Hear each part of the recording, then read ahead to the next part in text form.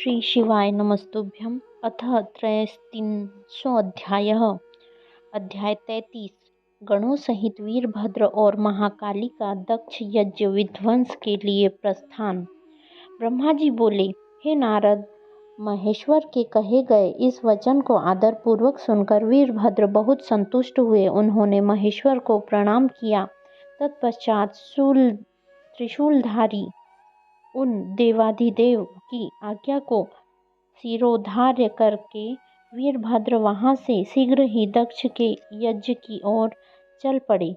भगवान शिव ने प्रलय याग्नि के समान करोड़ों महावीर गणों को केवल शोभा के लिए उनके साथ भेज दिया।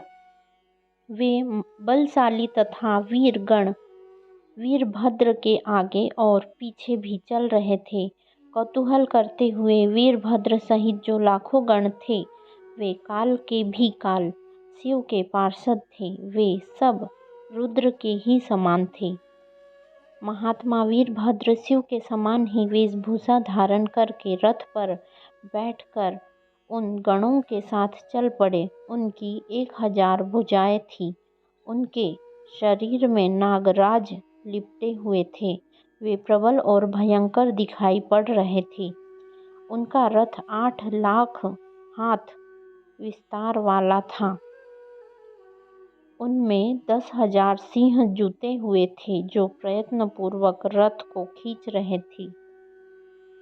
उसी प्रकार बहुत से प्रबंध सिंह, शार्दूल, मगर, मत्स्य और हजारों हाथी उनके पार्श्व रक्षक थे। इस प्रकार जब दक्ष के विनाश के लिए वीरभद्र ने प्रस्थान किया, उस समय कल्प वृक्ष से फूलों की वर्षा होने लगी। सभी गणों ने शिवजी के कार्य के लिए चेष्टा करने वाले वीरभद्र की स्तुति की और उस यात्रा के उत्सव में कुतूहल करने लगे। उसी समय काली, कात्यायनी, ईशानी, चामुंडा, मुंडमर्दिनी, भद्रकाली, भद्रा, त्वरिता तथा वैष्णवी, इन 9 दुर्गाओं तथा समस्त भूत गणों के साथ महाकाली दक्ष का विनाश करने के लिए चल पड़ी। शिव की आज्ञा के पालक डाकिनी, शाकिनी, भूत, प्रमथ, गुहाक, कुष्मांड, परपट, चटक, ब्रह्मा, राक्षस, भैरव तथा क्षेत्रपाल आदि वीर दक्ष के यज्ञ का विनाश करने के लिए तुरंत चल दिए। उसी प्रकार 64 गणों के साथ योगिनियों का मंडल भी सहसा कुपित होकर दक्ष यज्ञ का विनाश करने के लिए निकल पड़ा। हे नारद, उन सभी गणों के धैर्यशाली तथा महाबली मुख्य गणों का जो समूह था, उसकी संख्या को सुनिए। शंकुकर्ण नामक गणेश्वर 10 करोड़ गणों के साथ, केकराक्ष 10 करोड़ गणों के साथ तथा विकृत 8 करोड़ गणों के साथ चल पड़े। हे तात, हे मुने, विशाख 64 करोड़, पारियात्रिक 9 करोड़, सर्वाकक 6 करोड़, वीर विकृतानन भी 6 करोड़, गणों में श्रेष्ठ ज्वालकेश 12 करोड़, सामदज्जिमान 7 करोड़, दुद्रुभ 8 करोड़, कपालीश 5 करोड़, संदारक 6 करोड़, कोटि और कुंड 1-1 करोड़, गणों में उत्तम विष्टंभ 64 करोड़, वीरों के साथ सन्नाद पिप्पल 1000 करोड़, आवेशन तथा चंद्रतापन 8 करोड़, गणाधीश महावेश 1000 करोड़, गणों के साथ कुंडी 12 करोड़ और गण श्रेष्ठ पर्वतक भी 12 करोड़ गणों के साथ दक्ष यज्ञ का विध्वंस करने के लिए चल पड़े। काल कालक और महाकाल 100 करोड़ गणों के साथ लेकर दक्ष यज्ञ की ओर चल पड़े।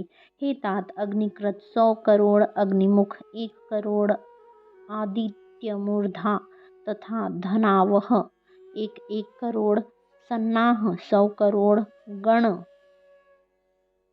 कुमुद 1 करोड़, गणेश्वर अमोघ तथा कोकिल 1-1 करोड़ और गणाधीश काष्ठा गुण सुकेशी वृषभ तथा सुमंत्रक 64-64 करोड़ गणों को साथ लेकर चले। हे तात, गणों में श्रेष्ठ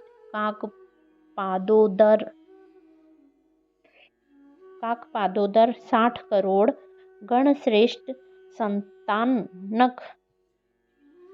संतानक 60 करोड़, महाबल तथा पुंगव 9-9 करोड़, गणाधीश मधुपिंग 9 करोड़ और नील तथा पूर्णभद्र 90 करोड़ गणों को साथ लेकर चल पड़े।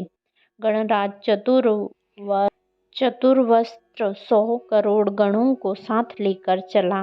हे मुने, गणेश्वर विरूपाक्ष तालकेतु षडाश्य तथा गणेश्वर पंचाश्य 64 करोड़, संवर्तक स्वयं प्रभु कुलीस, लोकांतक दीप्तात्मा दैत्यांतक एवं शिव के प्रथम प्रिय गण श्रीमान भृंगी, ऋटि, अश्नि, भालक और सहस्त्रक 64 करोड़ गणों के साथ चले।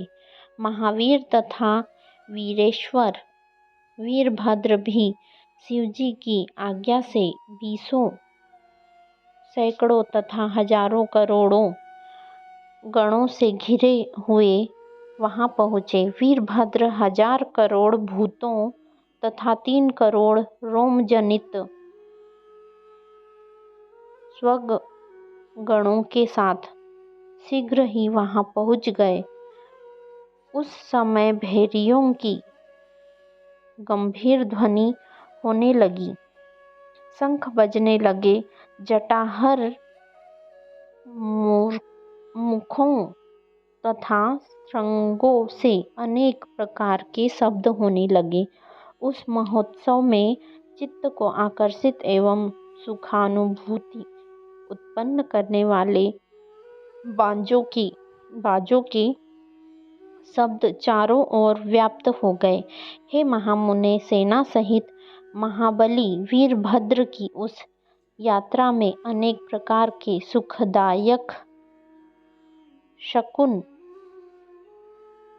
होने लगे। इस प्रकार से शिव महापुराण के अंतर्गत द्वितीय रुद्र संहिता के द्वितीय सतीखंड में वीरभद्र की यात्रा का वर्णन नामक 33वां अध्याय पूर्ण हुआ। श्री शिवाय नमस्तुभ्यम। कृपया बेल आइकन प्रेस कीजिए ताकि आने वाले अध्यायों की जानकारी जल्द आपको प्राप्त हो तथा कमेंट में श्री शिवाय नमस्तुभ्यम अवश्य लिखिए। धन्यवाद। हर हर महादेव।